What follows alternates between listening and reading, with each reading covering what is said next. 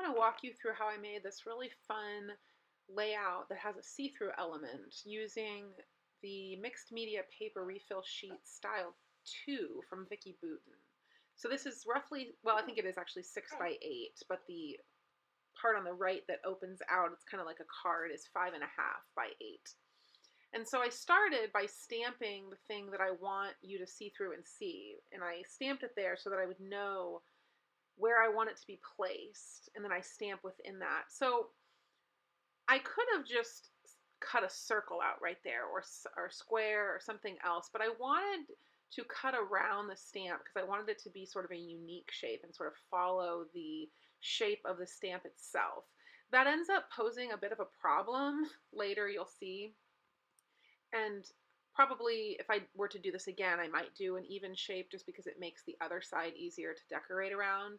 But I just wanted to try it, and that's really what this is about. It's just experimenting and trying things. So I cut that out, and then I stamped it on the inside through that opening so that it would line up well.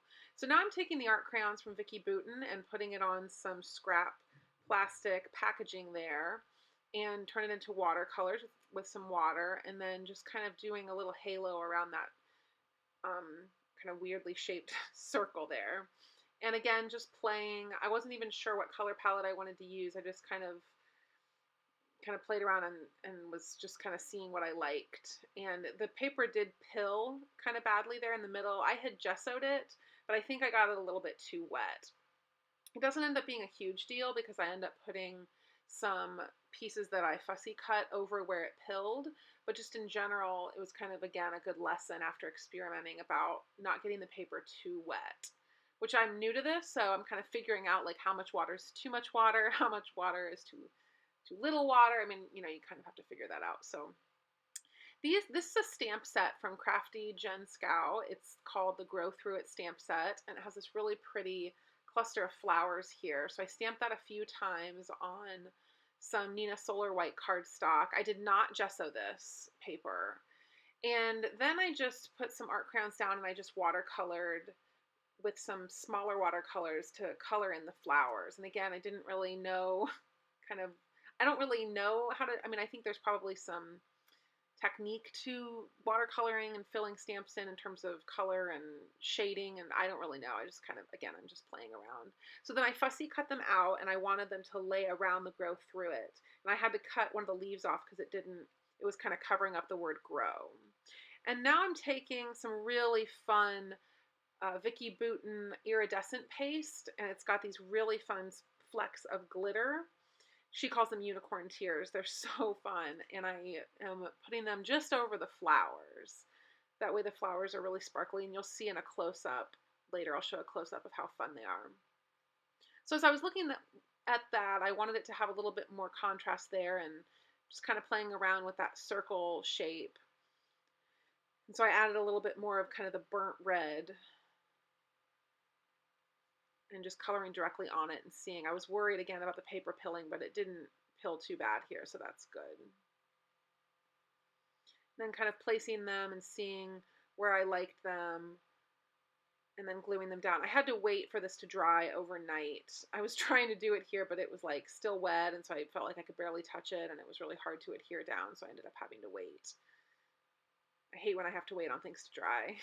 That's why it's good to kind of pre-gesso stuff.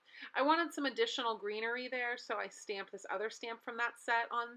And I didn't want to individually cut out each of those leaves. They're too small. So I just kind of cut around the general shape and then put them on just to kind of fill in some of that shape in the card a little bit. I like fussy cutting. I think it's fun. Sometimes it takes a bit of time. Wish I had a die cut machine. That would probably make it easier. Like where you get the physical dies. I have an electronic die cutting machine, but a physical die cutting machine would be easier. So just kind of laying them around and playing. I put them there, then I took them away, then I put them back. I just kind of played for a little bit. I wasn't sure whether I liked it. It felt uneven to have them only on the right there, but then that's what I ended up really liking. And then I took some stickles, which I have not bought stickles in so long. The stickles that I have, which is like a glitter glue, I have had for so long. I even considered closing it, but I didn't like the way that looked for the whole thing to be covered. I wanted some of it to be open there. But anyway, so the stickles that I have, I probably got over 10 years ago, and they're still going strong. So they're certainly worth the investment. So as I was looking at this, it felt too white. And so I decided to put some of that lighter color there and watercolor over the background, and then put a card with the journaling over top of it instead of that stamp that I had just done being what you see when you peek through. So there's the card that I printed out of journaling, and then I'm stamping Grow Through It on. And then I take some of the stickles again and trace over the lettering with the stickles, which is again like a glitter glue type thing. And the tip I had actually cut off. I don't know why. I must have cut it off a long time ago because I haven't used that in forever. And so it wasn't quite as precision as it would be. It was a little bit thicker, so it was a little bit harder to cover the lettering the way that I wanted to, but it turned out fine, and I really liked how it shimmered and shined and kind of matched the glitter of the flowers. Sorry, I'm holding my daughter, so she's probably going to be a little fussy. So then for the photo, I wanted to add just a little burst of those flowers and leaves, so that's what I was doing right there. So now I'm coloring again on the background of the paper that's going to go behind the photo of her, because again, it felt too white.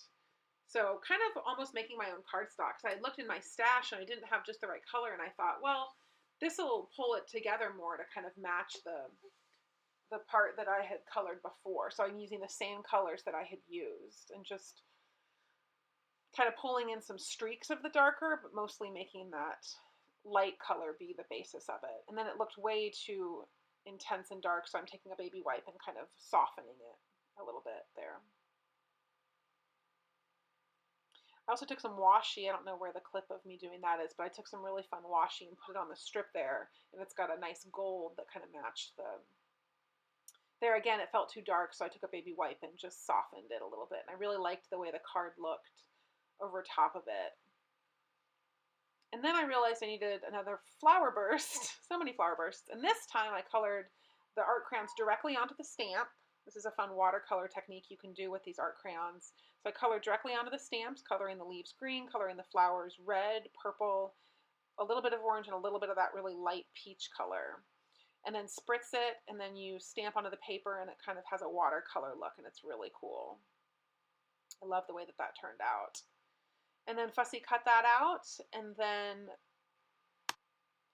went ahead and placed it over that card there. And again, the leaf covers that O, so I cut it off and then kind of move where I want it to be, which is, you know, easy to do with the precision scissors to kind of cut off little pieces of it. You can't really tell. And I really like this little...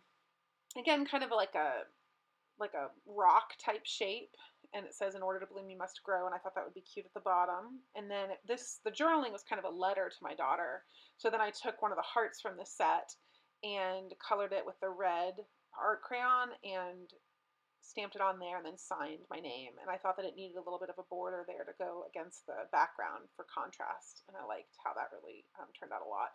And so then the only thing left to do was, I was like, the back of that just looks so weird, which I could have just left it. I mean, whatever. But it was kind of bothering me, and I thought, I want to see if I can problem solve this. So I took some crepe paper, from Crepe Paper, Maggie Holmes, and it's really fun because it's foiled. And I cut it to the right size and cut out that shape.